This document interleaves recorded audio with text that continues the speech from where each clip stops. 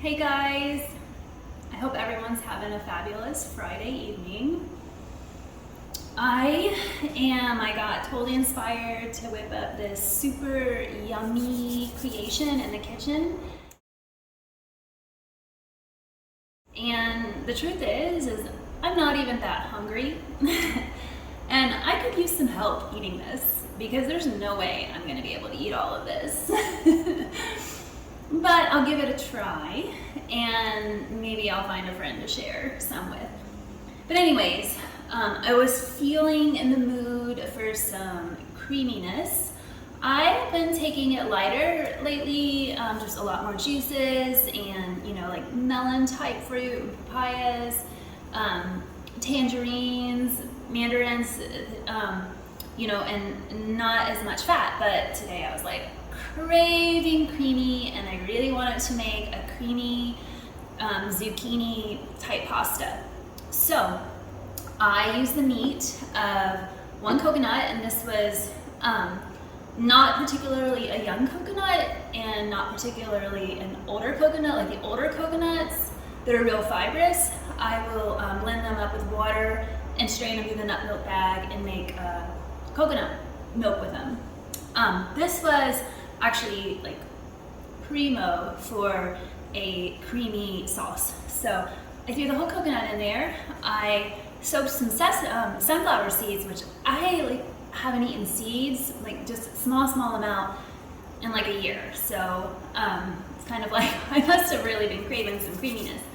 So I soaked some sunflower seeds and threw, a handful of them in there with the coconut. So it was coconut, sunflower seeds, lime juice, a little bit of habanero, a little honey. I've been working with honey a lot because it's very abundant here where I live, and it's raw and it's harvested fresh, and I'm okay with it. I've harvested honey before. I've worked with bees. I'm okay with it for now. I'm always changing. But anyways, so you've got the coconuts, the lime, the honey, the sunflower seeds, a little bit of habanero, some cilantro, that just sends it over the edge. And I did put a little bit of olive oil in there. So that's it, that I added to it, and then a little water. But it's a nice thick, creamy, like cheesy type sauce. And it is literally freaking delicious. Look at that. Look how thick it is. And look at that pretty light green color. Oh my God. I love it just by itself, but that can be a little ridiculous. So, I made this whole thing with it. And I did saute up. So sometimes I do, steam or saute, but not with any oil. Vegetables a little bit, and I've been going towards the Nepalese lately. They are very abundant here in Mexico, so I did saute up a little Nepalese, and this has got like a bed of lettuce, some broccoli, Nepalese, tomato, a little bit of banana type pepper, and then it's got the zucchini with the sauce already mixed all in it, and then some extra sauce, and I'm probably going to add just a little bit of avocado to it, but it's totally not necessary. And I have loved avocados forever, like avocado every day. And lately, for the past couple of months, I am going days and days and days without it, and I feel great, and I think that's better. But I did make a trip today to the store and I got some avocados. So actually, I really don't think I'm going to add it to this. It doesn't need it. There's enough fat in the sauce. But I just wanted to share that, eating vegan, raw vegan, okay, there's a little bit of steamed, Nepalese in here, but, for the most part can be incredibly fun and creative and delicious, and it doesn't have to be boring. To tell you the truth, I prefer my food pretty boring these days, like mono eating, simple, I like juices a lot, simple fruit, with a little lime on it usually, and I'm a pretty simple eater. I do love salad, and I like salad later in the evening, and I look forward to growing the greens again. This is what I got for now, and I just wanted to show that this can be super creative, super fun. It can be, fattening if that's what you're craving, and it can really hit those cravings that you might be having for denser foods. So, really there is no excuse. If you are wanting to eat plant-based and eat raw plant-based, I mean, there are just so many options out there, and I do not miss the cooked food. It is dead food, it's dull food, it's hard to digest food, it's sleepy food, it's ugly food. It's this has the flavor really comes out when it's raw, and then it preserves the water content in it, so it's hydrating. It's not going to dehydrate you, and it's just really delicious. And there's the crunch. I love crunching everything. That's like my favorite thing to do when I'm eating a salad. So you've got your crunch, and it's like a party in the mouth. So for me, at this point, this lifestyle is not a sacrifice at all. It is a joy. It is a passion. It has healed me. It has liberated me from so many things. Even, cooking your food and putting fire on your food and into your body is a form. It creates bad karma, and it keeps you connected to karma. And so part of eating raw food and a lot of fruit is that you liberate yourself from the karma. So it's karma-free food. It's fresh. It's more nutrient-rich. There's really nothing to like about it. And so that's the honest truth. And I've been eating this way for a really long time. I mean, I started 20 years ago, but I didn't stay within 100% because of lack of availability, lack of knowledge, lack of people to share it with.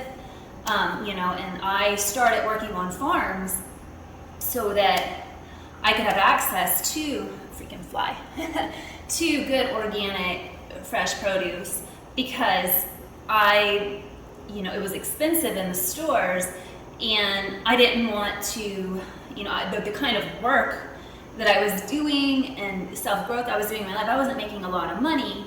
And so I couldn't afford to buy it, and most of it was shipped from far away, and it just didn't really make sense to me.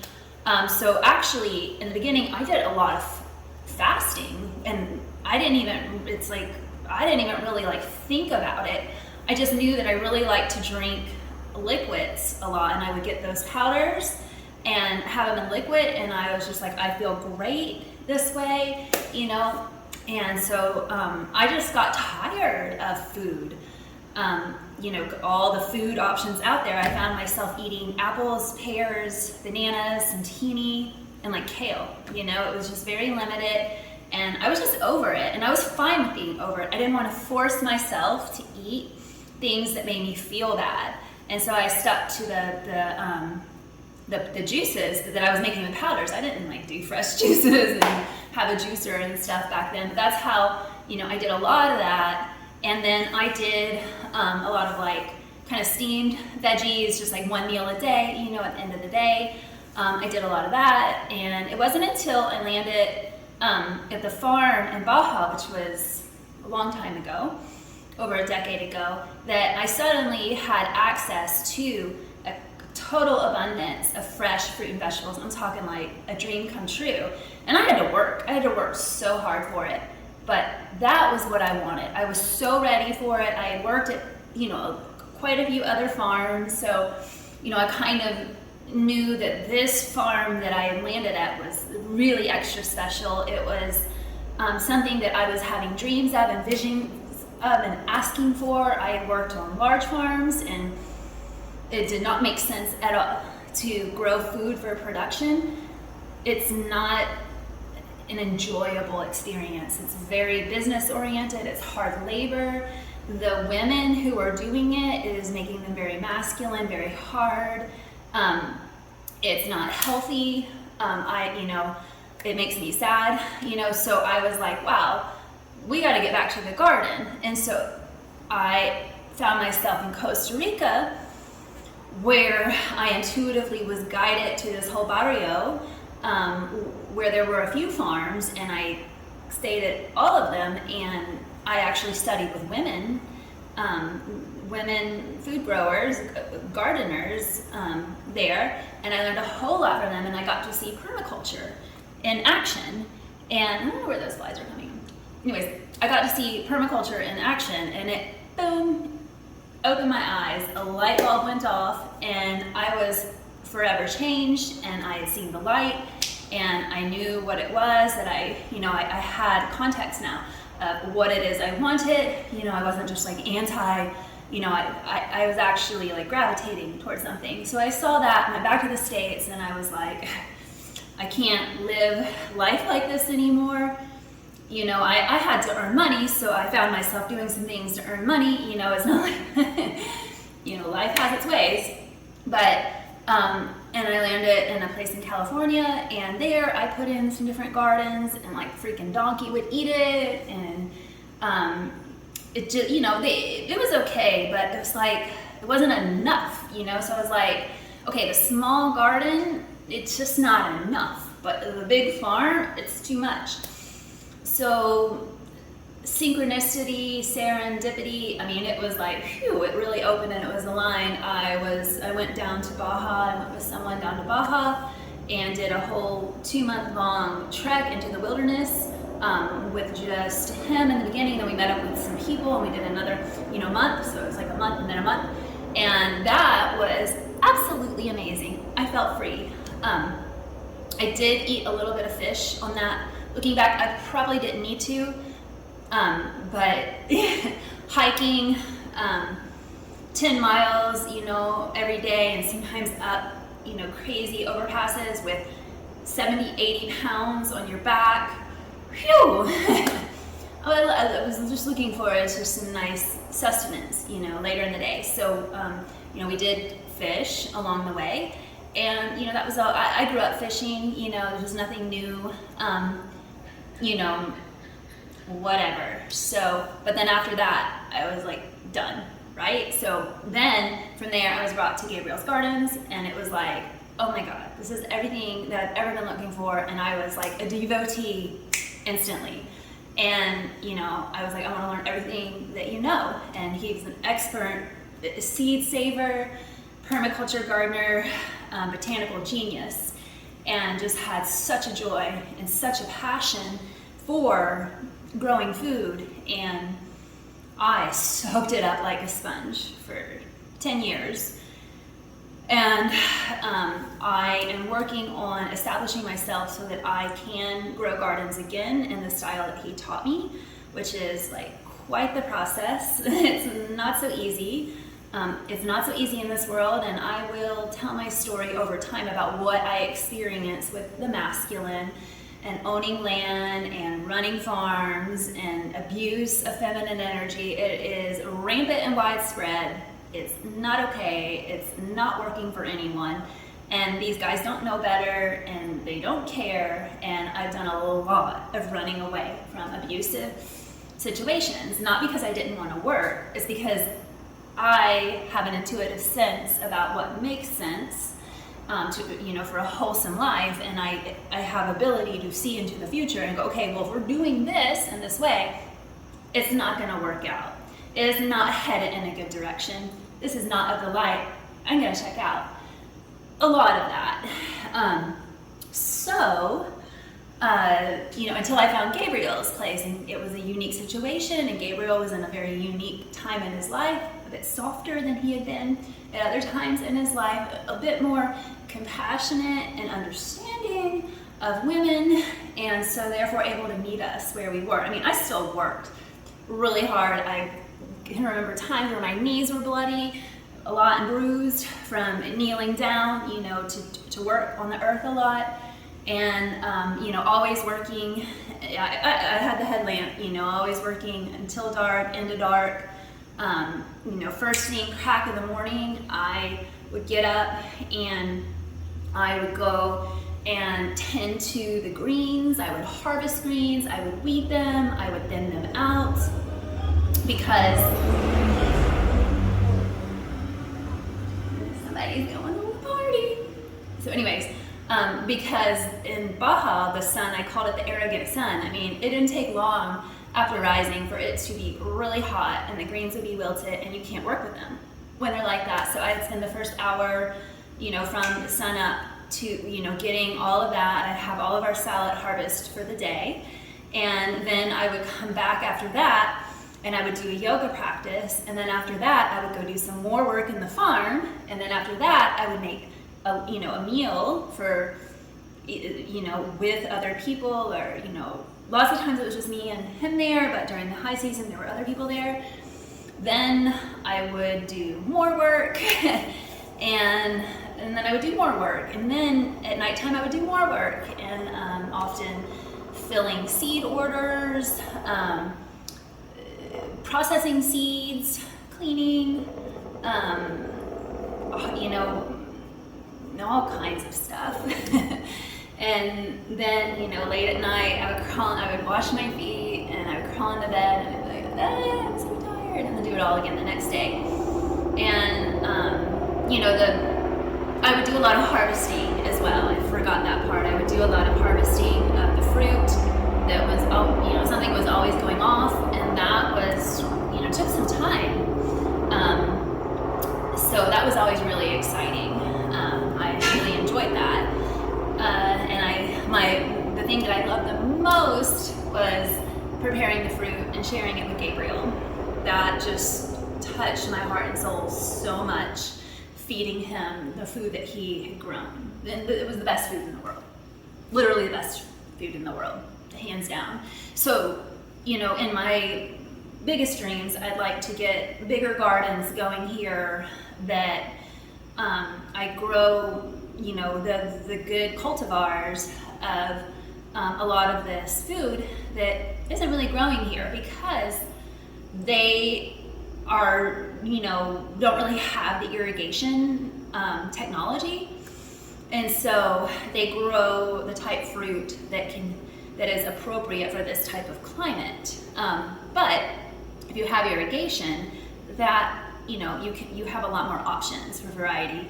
And I know the type of fruit that would do really amazing here. And I mean, at Gabriel's, for 6 months out of the year with citrus, the grapefruit, the citrus grandis, the mandarins, the blood oranges, the tangelos, oh my goodness.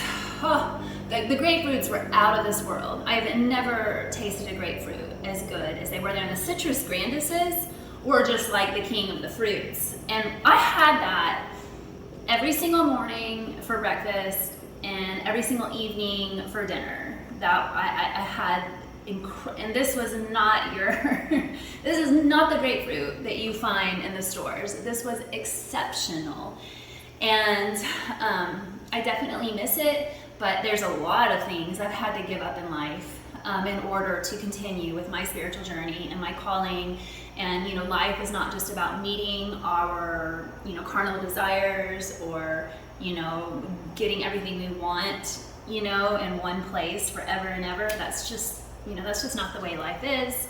We're here having a spiritual experience, and what is the most nourishing to me is being one with spirit and letting spirit guide me and really being empty, honestly. And I prefer to come back to the best food in the world, which I've got some decent food, now decent fruit, but it's nothing like I had there. And I'm all right with that. I don't have durian, I don't have stuff like that, and I'm okay. I'm perfectly fine, and I'm very happy. And I don't need to be attached to things, because I see people that are attached to those types of things, and they have suffering in their lives. And I believe we're here to transcend suffering. So I just prefer not to suffer. And so whatever it takes, I'm not attached to anything but my own safety and, having a space to do my yoga practice and meditate and access to beautiful nature and clean water and clean air. Those are the things that I am attached to. And I think that's okay. I think we are all entitled to that by our birthright. So I'm extremely grateful for what I have been exposed to, and that I know, I have the knowledge, I have the wisdom, I have the experience, and I am extremely grateful for that. And that's all that matters. This life is but a blink of an eye, and our true state is spiritual existence. So but I would love to get similar gardens going, and it'll be a while before I get to taste that fruit, but I want to pass that on. I from the moment I discovered Gabriel's Gardens, I was like, this needs to be franchised and duplicated all over the world. This is what the world needs,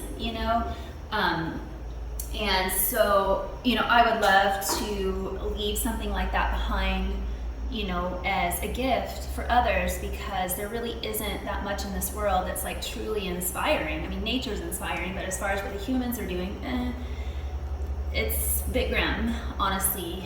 And so that was a huge part of my healing and awakening, and I feel a responsibility and a calling to pass that on.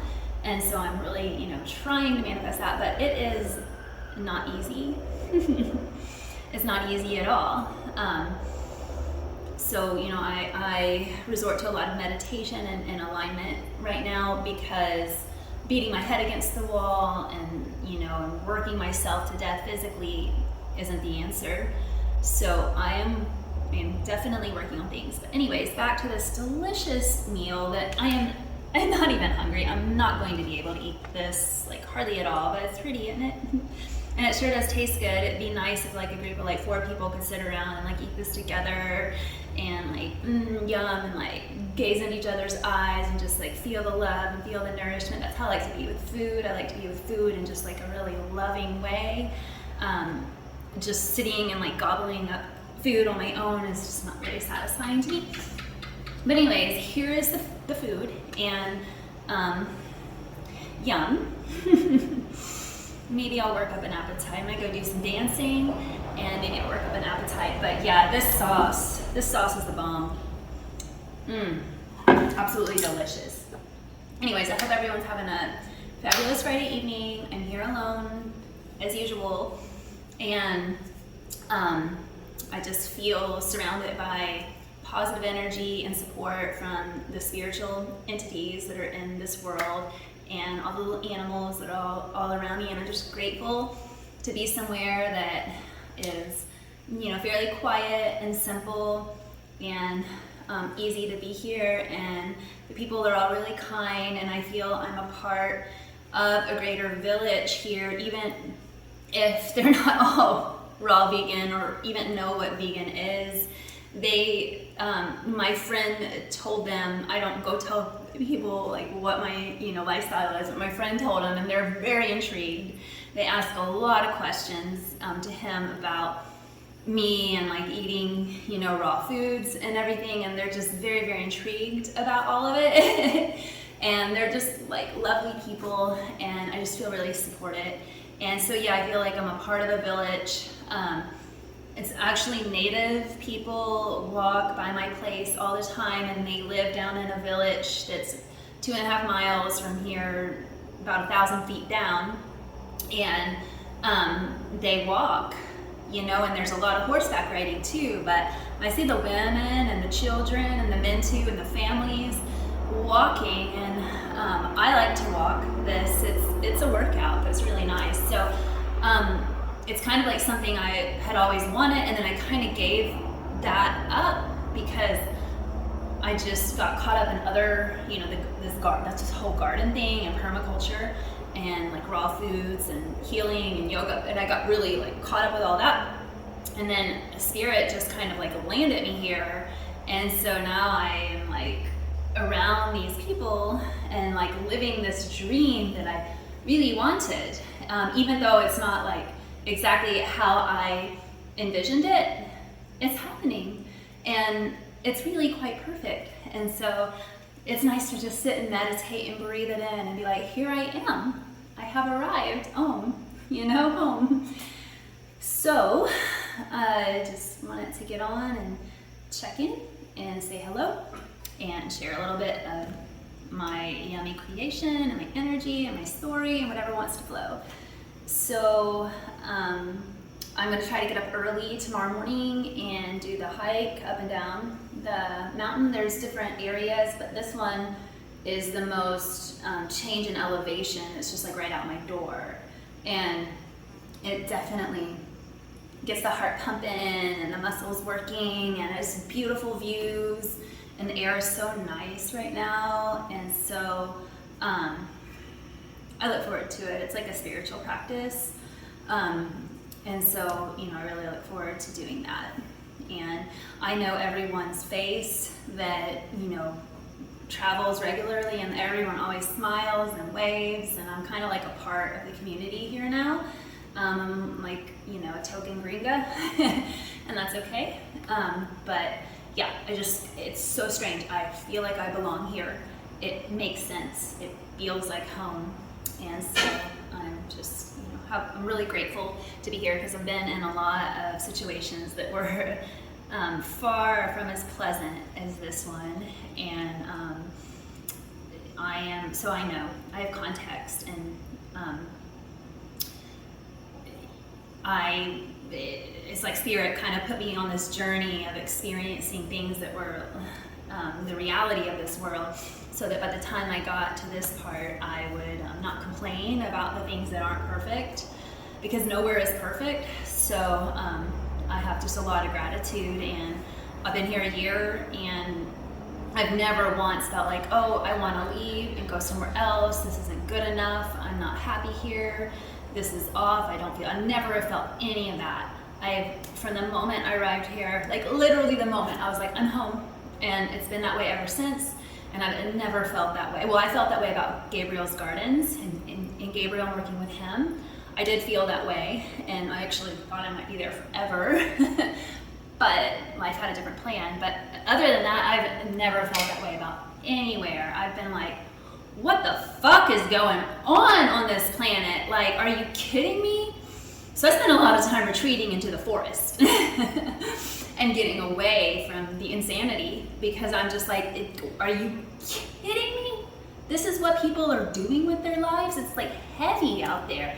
It is heavy, and it's dysfunctional, and it doesn't make sense. And it's like, I don't want anything to do with it, And I'm grateful for the little, bits of wisdom I picked up from everywhere, and the bits of kindness, and the bits of connection. But whew, I am glad that's in the past, and I am committed to doing everything I need to do for the rest of my life to finish my soul contract here. I feel like I've already cleared my karma. I truly feel like I have, but I obviously have a soul mission to fulfill, and that's going to take some time and some work, and I know what I need to do. I just got to do it.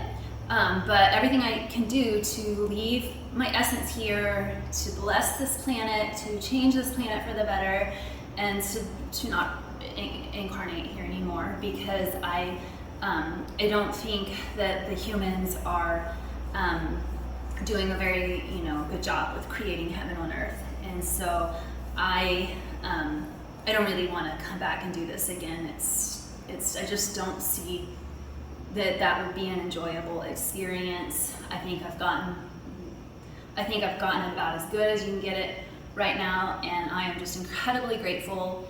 And I've also had it about as hard as you can get it, with heartbreak and facing challenges that completely tore my heart open, and it was really hard to face.